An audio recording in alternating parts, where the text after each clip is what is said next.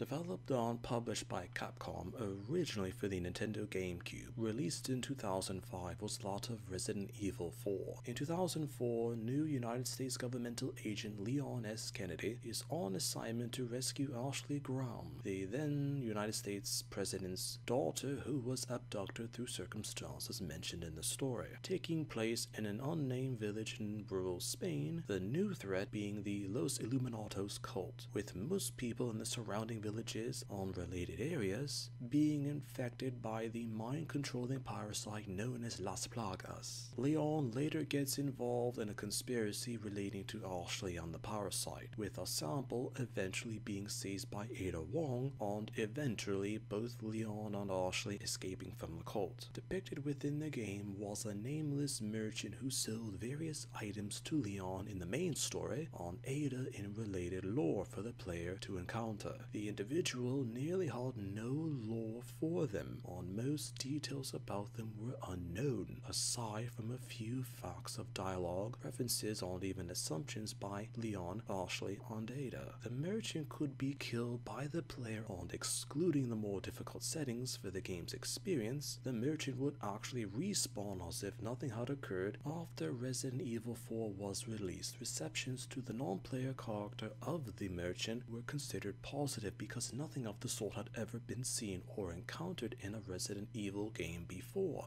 On the whole notion of a traveling merchant depicted in the game was something that was oddly interesting to most players who experienced it at the time. An interesting aspect of the merchant was that in early concepts for the original Resident Evil 5, there was supposed to be another version of the merchant to be depicted in that game for players to encounter as well, but due to various reasons the concept was later removed from the final version of the original game. In the remake of Resident Evil 4 released in 2023, Capcom had made the merchant unkillable, as if Leon were to aim a weapon at the non-player character, he would automatically lower it. From information now known, players could accidentally kill the merchant, but noticed that on lower difficulties of the original game, he'd be depicted in other areas of the map. This led to an incorrect rumor that there were multiple merchants, when in fact it was just Capcom. Not thinking the merchant would have become so popular, it was considered a technology glitch of the time. The legacy of the merchant was so apparent that in Resident Evil 8, the Duke made a clear reference to the merchant, mentioning that a good friend of his was also a vendor. Sometimes a character could be forgotten because they were a plot mechanism in a video game for supplies, but since the concept was experienced for the first time, they later became respected due to their uniqueness.